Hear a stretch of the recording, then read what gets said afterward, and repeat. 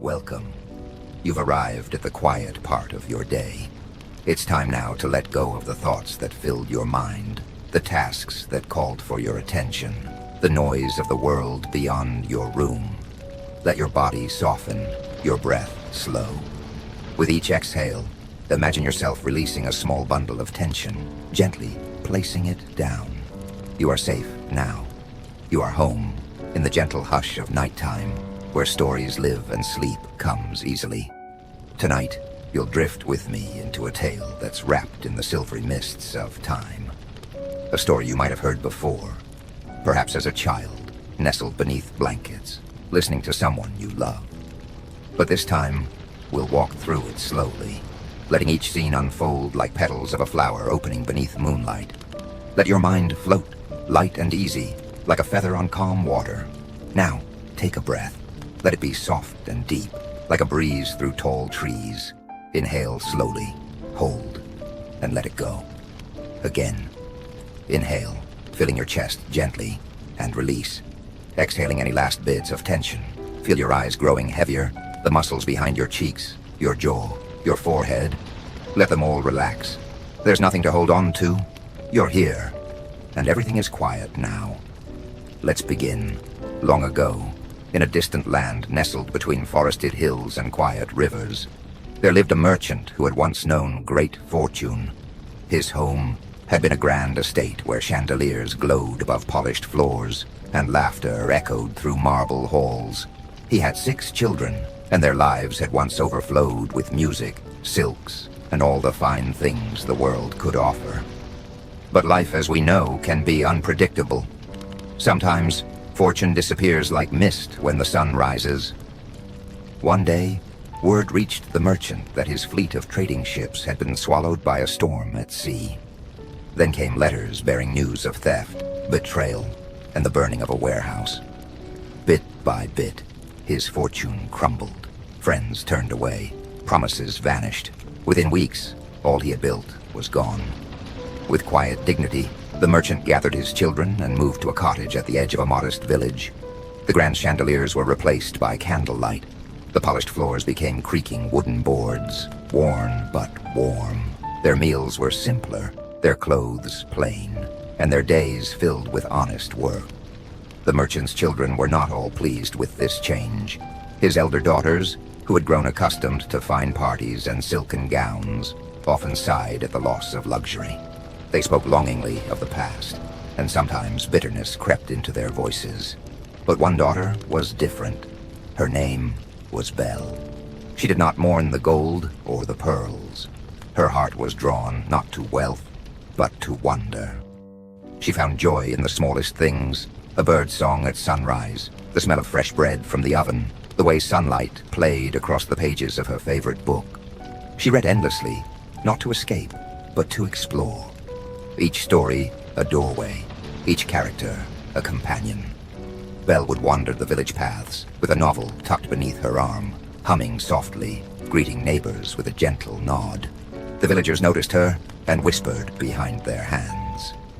A strange girl, some would say, always with her head in the clouds. But others smiled kindly, recognizing something special in her quiet way, something thoughtful, something kind.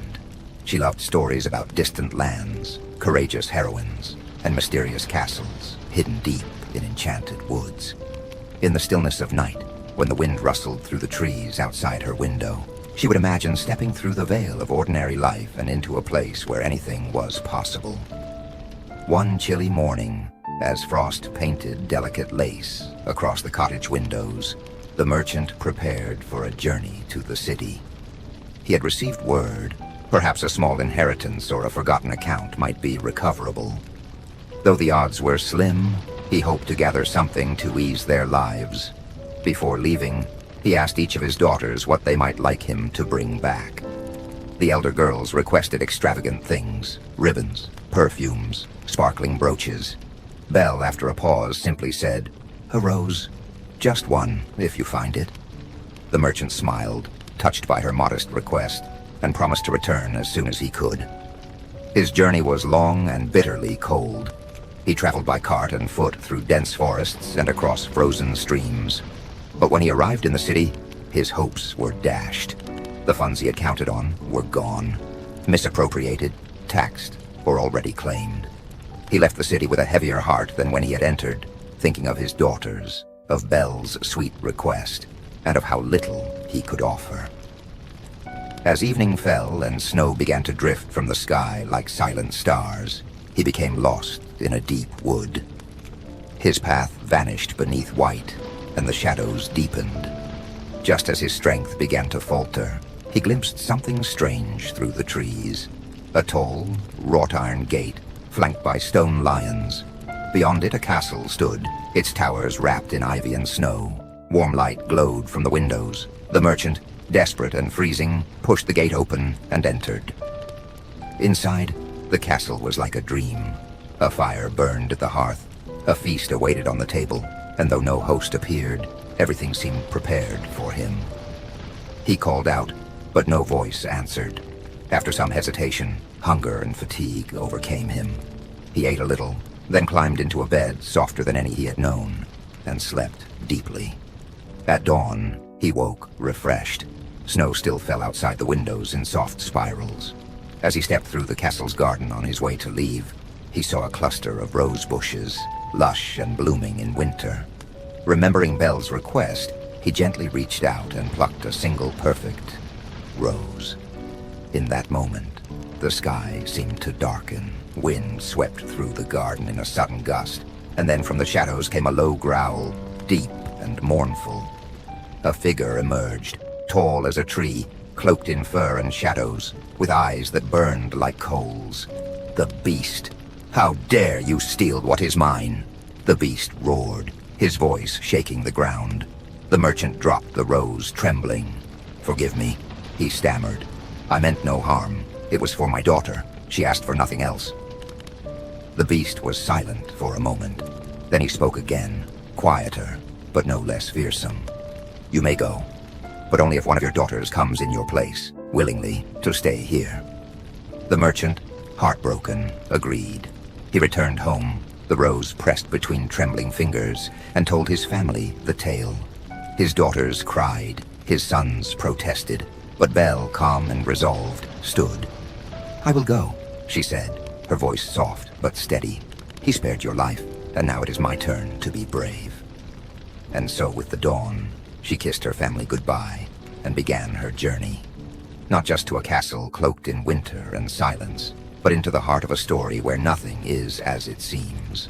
A story where love waits patiently behind the mask of fear. The journey to the castle was quiet, blanketed in winter stillness. Snow fell in soft spirals, brushing Belle's cheeks like the whisper of dreams. She sat beside her father in the creaking cart, bundled in layers of wool and calm resolve. Though her heart beat a little faster with each mile, her expression was serene. In the white hush of the forest, it felt as though the world itself was holding its breath. As they approached the gates of the beast's domain, silence grew heavier. The iron arches loomed before them, tall and ornate, flanked by statues with eyes that seemed to follow their every move. Belle reached out and touched her father's hand. "It's all right," she whispered. "You've brought me here, and I'm not afraid." He nodded, tears welling in his eyes. The moment lingered, father and daughter framed in the snowy woods, held in one final moment of closeness. Then Belle stepped down from the cart, lifted the heavy latch on the gate, and entered alone. The doors opened as if by unseen hands, groaning softly on their hinges. Inside the castle was quiet, but not cold. It was vast, filled with winding halls, mirrored walls, and soaring ceilings. Shadows danced across tapestries. A fireplace crackled in the distance. Candles lit themselves as Belle passed, casting golden pools of light across the marble floors. Though she could see no one, it felt as if the castle itself were watching her. Not in menace, but in curiosity. She moved slowly, taking in the detail of the place. The gentle gleam of polished banisters, the intricate carvings of birds and beasts along the walls. Everything was beautiful, if a little strange.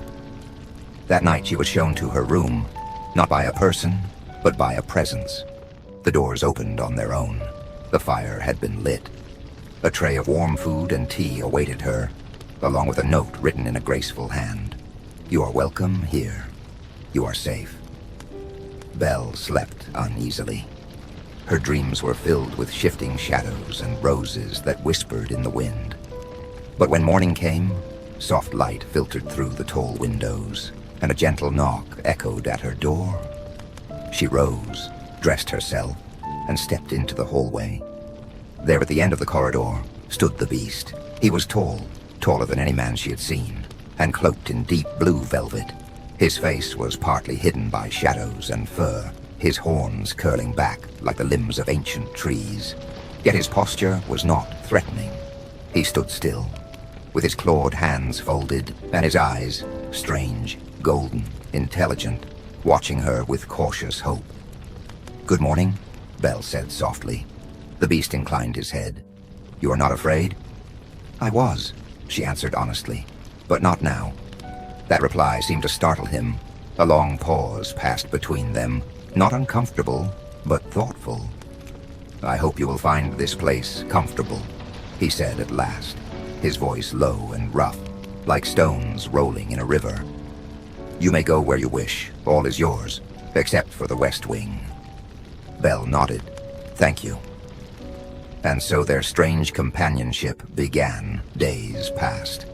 At first Belle wandered the castle alone. She explored the grand library, a room so vast she could barely see the ceiling. There were books in every language, stories of far-off kingdoms, of creatures that lived in the sea, of stars and dreams and poems. She spent hours curled beside the hearth, lost in pages. Meals appeared at regular hours, delicious, elaborate, always warm. Sometimes the beast would dine with her. Their conversations were tentative at first, built from questions and quiet glances. But as time moved on, something unexpected began to bloom. The beast asked her about her favorite books. He listened when she spoke of her childhood. He told her stories of the stars, how some shone with light long after they had died, and how others pulsed like sleeping hearts. His voice was rough, but there was a gentleness beneath it, a longing to be known. Belle, in turn, asked about the castle, its halls, its silence, the portraits she found covered in dust. The beast did not always answer. Sometimes he turned away. But sometimes, when the light was low and the wind howled against the windows, he spoke of loneliness, the kind that seeps into stone and shadow, the kind that lives in places untouched for too long. In time, Belle found that her days in the castle were not filled with fear, but with quiet. A kind of stillness that let her thoughts stretch and wander. She played music on the old piano in the drawing room. She watched birds from the tower windows. She tended to the garden, even as snow clung to the branches. One evening as she walked the halls, she came upon a room with a door slightly ajar. Though she remembered the beast's warning, her curiosity pulled her forward. Inside the West Wing was different, darker, untouched. Torn drapes hung like ghosts. Shattered mirrors reflected broken light. And in the center of the room, upon a pedestal, stood a glass case. Inside it floated a single rose, red as blood, glowing softly, its petals falling one by one. Belle stared, transfixed. Before she could step closer, a sound stopped her, a low, anguished growl behind her. The beast stood in the doorway, his eyes wild, his shoulders heaving. "I told you," he roared, "never to come here." Belle stepped back, her heart pounding. I'm sorry. I didn't mean to. Leave!" he bellowed, his voice echoing through the castle like a storm. She ran, down the hallway, past the grand staircase, through the snowy courtyard. She ran until the trees swallowed her, until branches tore at her dress and wind stung her cheeks. She ran, not from the beast's face, but from the pain in his voice, from the sadness she had touched by accident. As night deepened and the cold grew sharper, Belle collapsed in the snow, exhausted and weeping. But in the forest, danger stirred. Wolves, drawn by her scent and her cries, emerged from the darkness, their eyes glowing like embers. Just as they lunged, something massive crashed through the trees. The beast. He fought them off, clawed and roared and bled. He stood over Belle, guarding her, even as pain racked his body. When the last wolf fled, the beast fell to his knees, panting, injured. Belle knelt beside him, tears streaming down her face. "You came for me," she whispered. He did not answer, but his eyes met hers, and something unspoken passed between them. Not forgiveness, not yet, but understanding. Together they returned to the castle, step by slow step, beneath the falling snow. Winter gave way to spring. Snow melted from the castle eaves, and the bare branches of the orchard softened with the hint of buds. The air grew warmer, carrying the scent of damp earth and awakening flowers. Birds returned to the woods, singing their gentle songs just beyond the courtyard walls. Inside the castle, Belle tended to the beast's wounds. He had been badly injured in the fight with the wolves, deep scratches, bruises, and a slight fever that made his breath rough. For several days, he rested in a grand chamber with tall windows that let in the soft morning light. Belle stayed by his side. She brought him warm broth, read to him softly, and sometimes just sat with him in silence, her presence a balm.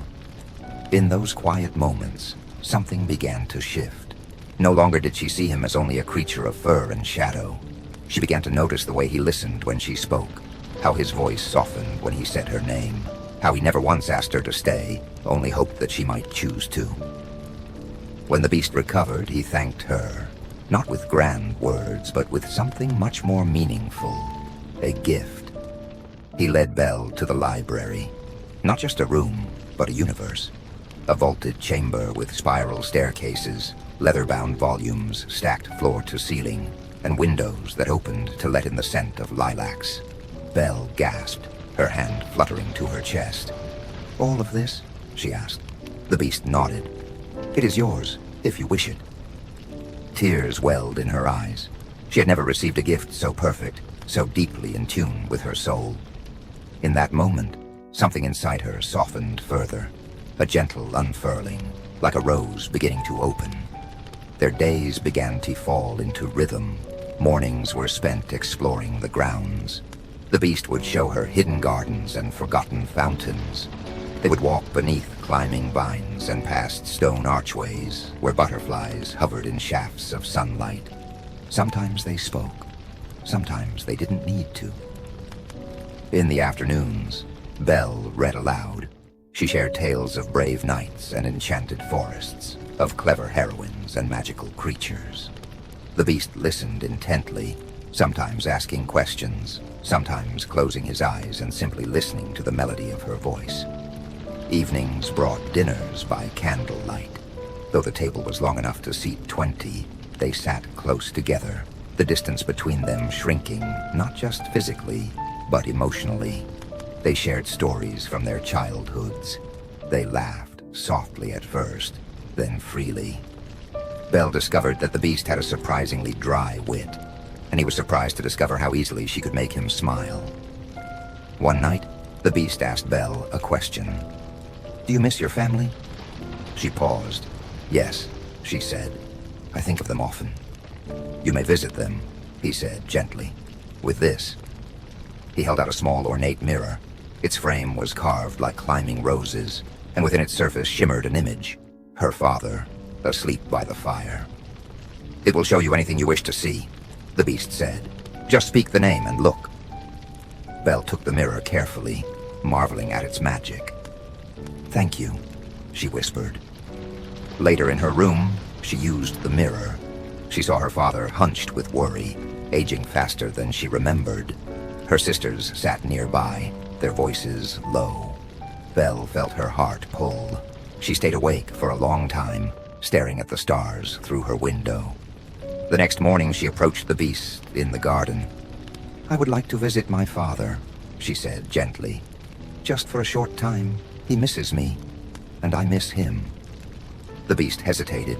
His eyes, so often guarded, looked vulnerable. "I understand," he said after a long pause. "You're free to go. But promise me one thing, that you will return." Belle placed her hand over his. "I promise," he nodded. "Take the mirror. It will guide you." And so, with a quiet goodbye and one final look over her shoulder, Belle left the castle. The forest path felt different now, less mysterious, more familiar. The trees whispered gently as she passed, and the sunlight filtered through green leaves instead of gray clouds. The castle disappeared behind her like a fading dream. When she arrived at the cottage, her father embraced her, overcome with relief. Belle stayed for several days. She told him stories, not of the beast's form or the magic, but of kindness and libraries, of quiet gardens and warm meals. Her sisters watched with curiosity, noting the change in her. She seemed calmer now, deeper, as if she had touched something rare and beautiful. But as the days passed, Belle began to grow restless. A heaviness settled over her chest, a longing. At night, she dreamt of candlelit dinners and roses falling in glass domes. She thought of the beast's eyes when he had said goodbye. One morning she took out the mirror. "Show me the beast," she whispered. The surface shimmered, then cleared. She gasped. The beast lay on the floor of the west wing, pale and still. The roses around him had all but fallen. The castle itself seemed to have dimmed, as if grieving. Without hesitation, Belle packed her things and rushed out the door. She ran through the forest, calling his name, willing the trees to move faster. The castle gates opened as she approached, and the silence inside felt unbearable. She found him where the mirror had shone, in the west wing, surrounded by rose petals and shadows. "Please," she whispered, falling to her knees. "You can't leave. I'm here." The beast's eyes opened slightly. "You came back," he said, voice barely a breath. "I promised," she said, "and I love you." As the words left her lips, the room shimmered. Light poured from the walls. The rose glowed, then lifted from its pedestal, petals rising like birds into the air. The beast gasped, and then he changed. In a swirl of golden light, the fur receded, horns vanished. When the glow faded, a man stood in the beast's place, tall, noble, with eyes that Belle knew well. He took her hand, and in that touch was everything. Gratitude, hope, love, and a new beginning. The transformation rippled through the castle like a sunrise breaking across a sleeping land. Where once there were shadows, now there was warmth. Where silence had lingered, music returned. Soft, elegant melodies drifting through halls that had long forgotten joy. As the golden light faded, the man who had been the beast stood before Belle. He was tall, regal, with a gentle face shaped by years of solitude and sorrow, now softened by wonder. His eyes, those same familiar golden eyes, looked into hers with something tender, like the last petal of a rose holding the light of day. "Belle," he whispered, almost afraid to believe. She smiled, tears in her eyes. "It's you." And as they embraced, something deeper than magic was felt. Not a spell breaking, but a heart unlocking. Two people seeing each other fully, not for what they appeared to be, but for who they had always truly been. Around them, the castle stirred. Statues blinked to life. Windows flung themselves open. Flowers bloomed in gardens where snow had fallen only hours before. Light poured in, washing the stone corridors in golden blush. The air itself felt changed, lighter, sweeter, as though the very walls were exhaling. The enchantment that had cloaked the castle for so long was lifting. Room by room, hallway by hallway, time began to move again. In the great hall, the chandelier glimmered with renewed brilliance. Portraits once covered in dust now shone with color. The long-banished laughter returned, echoing like old friends finding each other after years apart. And so began a new chapter for Belle and the prince. He offered her a place by his side, not as a queen in name, but as a companion in heart. "You are free to choose," he said softly, "always." She chose to stay, not because she felt obligated, but because something inside her told her she had already found her home. Their days were filled with discovery. The prince showed her hidden corners of the castle she hadn't yet seen. A sunroom that faced the sea, a secret stairwell that led to the stars. She brought color and laughter into every space, planting flowers along the walkways, reading poems in the garden, humming lullabies that echoed beneath the archways. Sometimes, They would sit in the library together, the fire crackling gently, books spread open between them. Other times, they would ride horseback through the forest trails, where the trees whispered stories and the wind carried petals on its breath. The villagers, once wary of the forgotten castle beyond the woods, began to notice changes. Where before there had been only silence and fog, now there were warm lights in the windows, smoke curling gently from chimneys, and the distant sound of music on the wind. Soon messengers arrived bearing invitations, simple handwritten cards, sealed in red wax. The villagers were invited to a festival of light to celebrate the end of winter and the beginning of something new.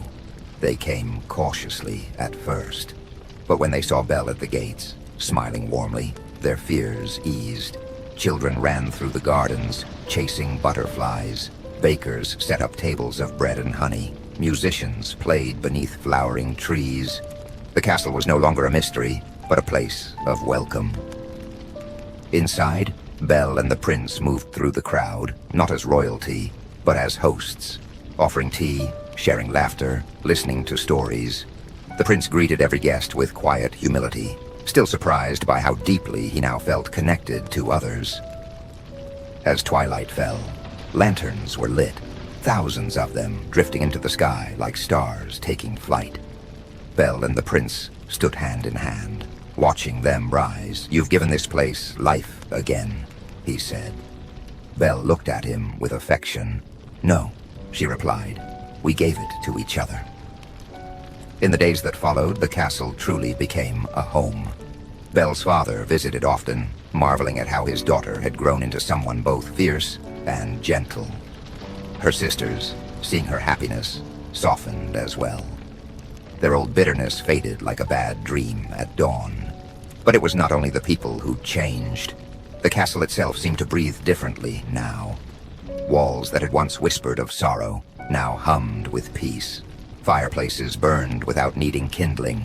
Roses bloomed out of season. Magic still lingered. But it was no longer bound by a curse.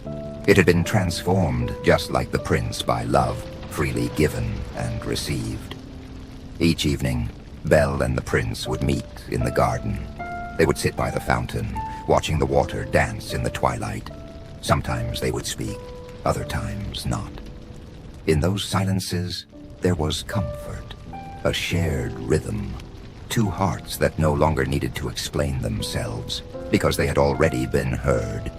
And each night, just before they went inside, Belle would look up at the stars.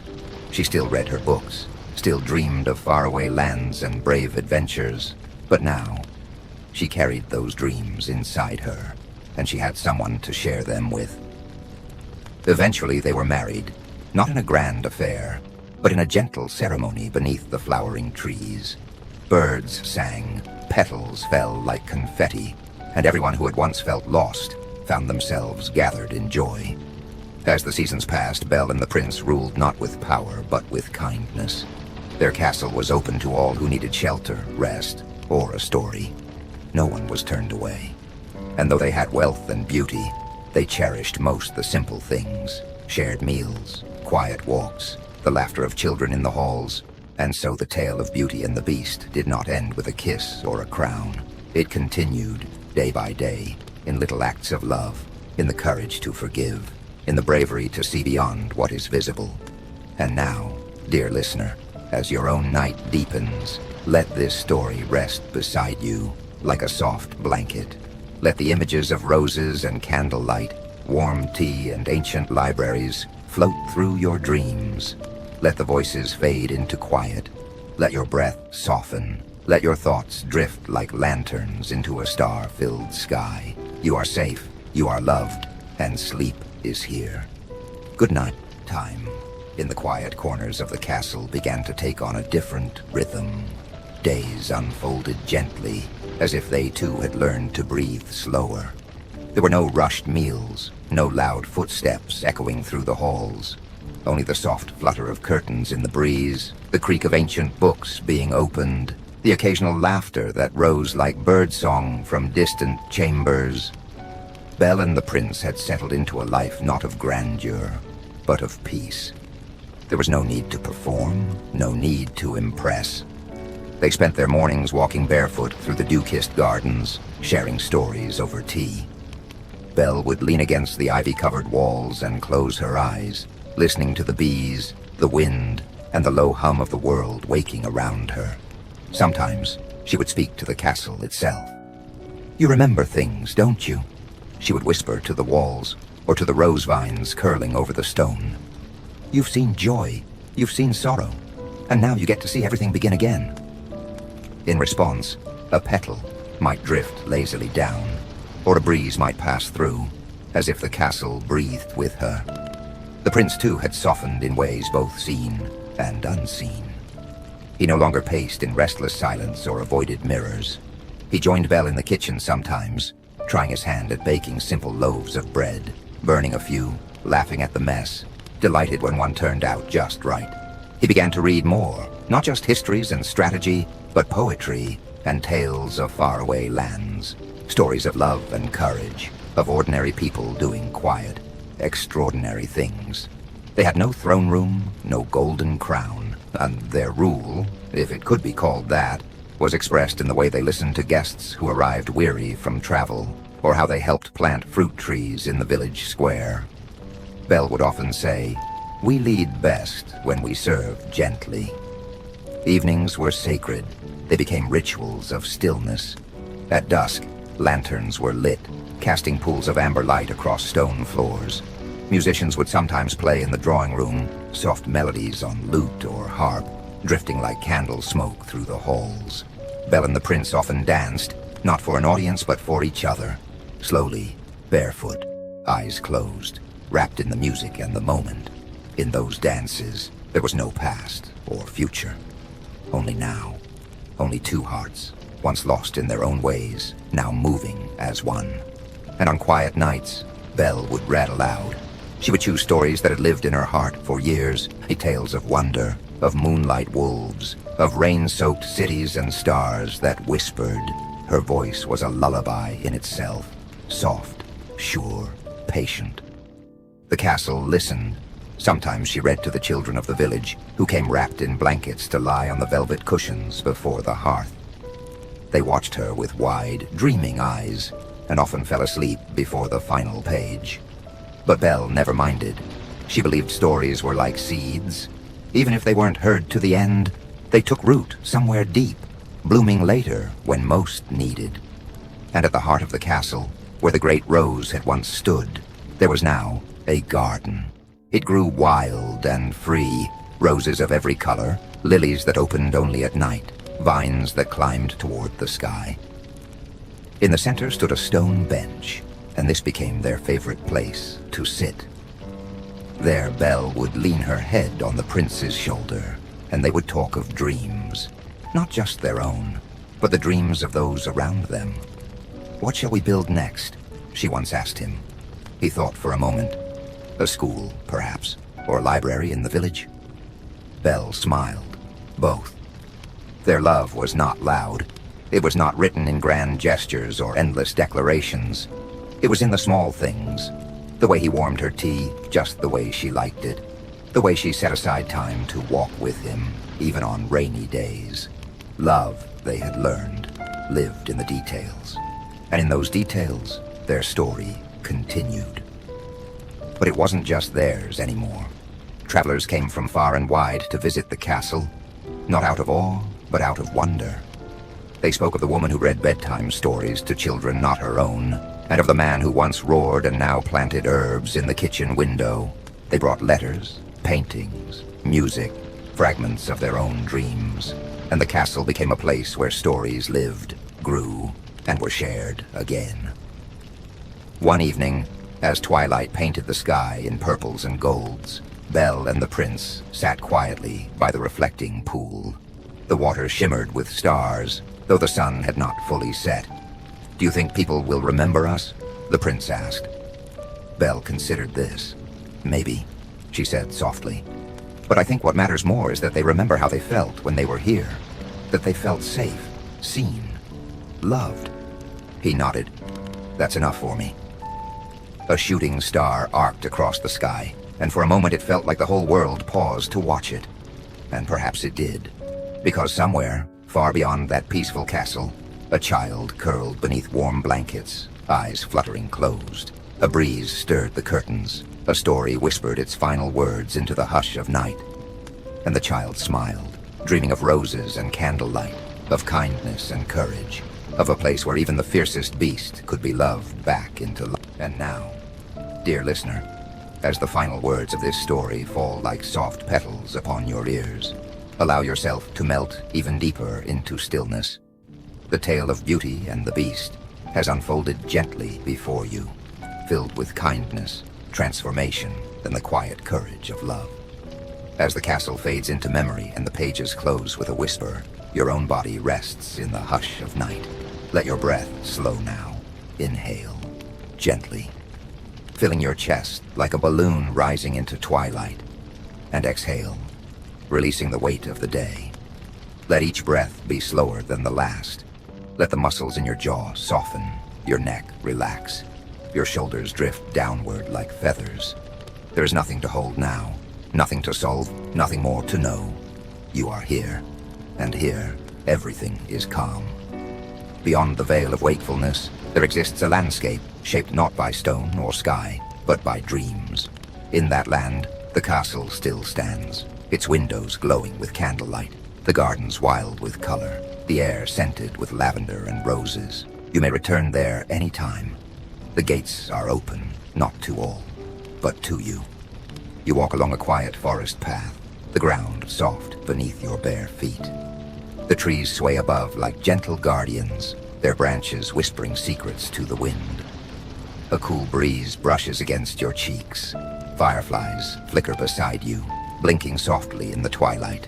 You move slowly, unhurried, each step lighter than the one before.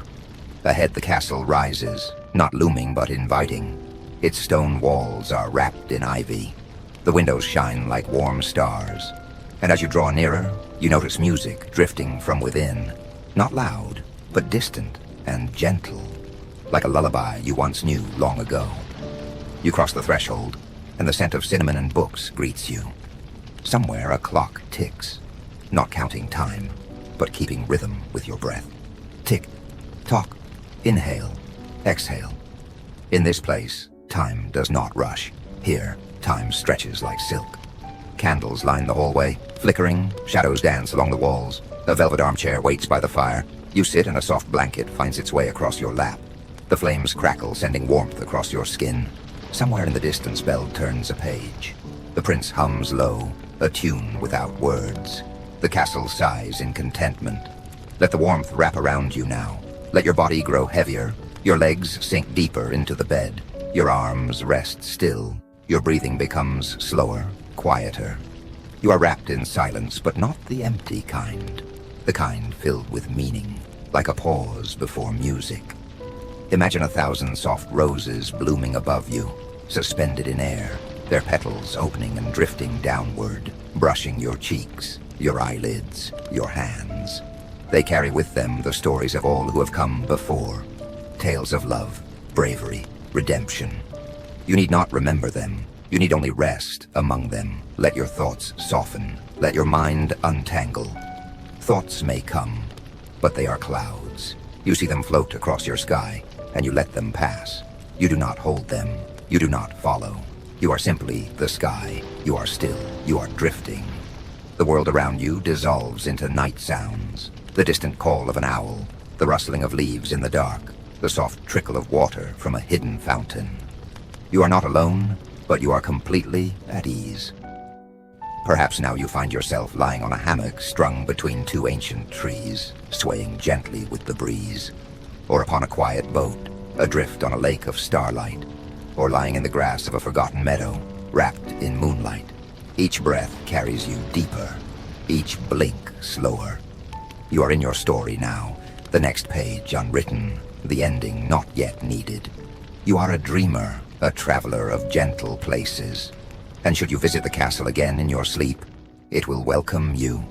You may pass the beast in the hallway, no longer frightening but familiar. You may find Belle reading under a tree, her finger tracing a line of poetry. You may walk through the garden, brush a rose with your fingertips, and feel it bloom in response. This place remembers kindness. It remembers you. The stars shift overhead, and the moon rests in its place like a guardian lantern in the sky. It watches you, with quiet affection, casting its silver glow over your resting body. Beneath it, the earth cradles you. The world grows quieter still. The last thoughts slide away like pebbles down a hill. Your breath, now slow and shallow, is the only sound. In, out, in, out. You are ready. Sleep comes like mist through the trees. It does not startle or ask. It simply arrives, curling around your body, pressing gently on your eyes, your thoughts, your limbs, and you. Let go. You fall into the softest place, a place without fear, without edges, without end. There is only this, warmth, stillness, and peace. Let yourself drift, let yourself dream, and when morning comes, it will do so gently. The sun will wait, the birds will wait, the world will wait for you to rise again in your own time. But for now,